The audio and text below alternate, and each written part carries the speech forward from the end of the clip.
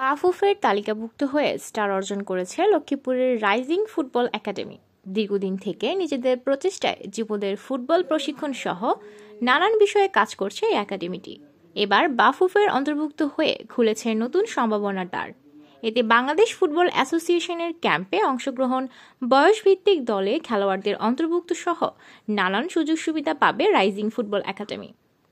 শুক্রবার 13 ডিসেম্বর সকালে লক্ষ্মীপুর জেলা স্টেডিয়াম বাফুফের তালিকাভুক্ত হওয়ার বিষয়টি আনুষ্ঠানিকভাবে ঘোষণা করেন বাফুফের কোচ দীপক চন্দ্রনাথ। এ সময় উপস্থিত ছিলেন জেলা যুব দলের সদস্য সচিব ও রাইজিং ফুটবল একাডেমির সভাপতি আব্দুল আলিম হুমায়ুন, লক্ষ্মীপুর ফুটবল অ্যাসোসিয়েশনের সাধারণ সম্পাদক সোহেল আদনান, জেলা রেফারি অ্যাসোসিয়েশনের সাধারণ সম্পাদক ইব্রাহিম খলিল, রাইজিং ফুটবল একাডেমির সাধারণ সম্পাদক আব্দুল মমিন সহ অন্যান্য খেলোয়াড়বৃন্দ। একটা করে গ্রাসরুট প্রসেস ট্রেনিং করা কোচদের একটা ট্রেনিং করানো, সেই কোচটা আমি চাইতেছি যে বেশিরভাগ যদি পারে এটা লক্ষ্মীপুরে করলে ভালো হবে। 24 জন কোচ এখানে করানো হয়। আমি চেষ্টা আমি অনুরোধ করবো যে মিনিমাম লক্ষ্মীপুরে আপনাদের অনেক কোচ বাড়াতে হবে। বাংলাদেশের প্রতিটা ডিস্ট্রিক্টে 6 জন 7 জন 8 জন 9 জন করে লাইসেন্স করা কোচ আছে। লক্ষ্মীপুরে এখন একটা লাইসেন্স করা কোচ নেই, শুধু প্রাথমিক কোচ আছে গ্রাসরুটের মমিনে। তাও এটা কতবার আমি টিচারনি করাইছি। এখানে যদি প্রোগ্রামটা হয় তাহলে আপনাদের 8-10 জন কোচ গ্রাসরুট কোচ এখানে করানো হবে।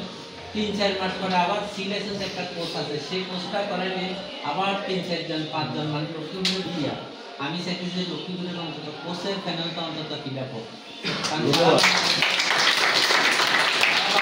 প্রতিটা জেলায় কিন্তু কোচেস অ্যাসোসিয়েশন আছে, যেরকম রেফারি অ্যাসোসিয়েশন আছে সেরকম কোচেস অ্যাসোসিয়েশন আছে। কোচেস অ্যাসোসিয়েশন করতে হলে আপনার কোচের লাইসেন্স লাগবে।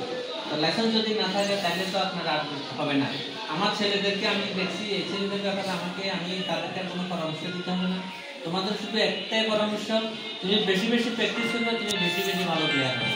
প্র্যাকটিস করবে না, তুমি ভালো হওয়ার কোনো সুযোগ নেই। তুমি যত স্কিলফুল প্লেয়ার হও, বেশি বেশি প্র্যাকটিস ভালো প্লেয়ার হবে, তার জন্য আর বিকল্প কিছু নেই।